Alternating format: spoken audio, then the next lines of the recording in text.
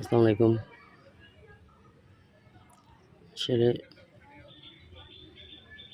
না, নিজের থেকে আসলে এই টোকায় টাকায় বিভিন্ন জায়গা থেকে এই পলি টলি দিয়ে আর কি আসলে কিছু চারা করছি। চারা হয়েছে, কাঁঠাল চারা হইতেছে, উঠে যাইতেছে, উঠে যাবে সবই। এই তো উঠে গেছে চারা আছে। এই জায়গায় এটা রাখবো, এই জায়গায় একটা কলম দিয়ে দেবো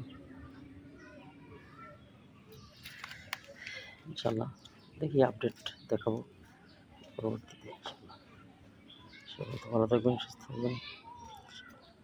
জৈব সার দিয়ে সব, গোবর সার, মাটি মিক্স আর কি, মাটিগুলো করছে, প্রসেস করা হয়েছে। আল্লাহ হাফেজ।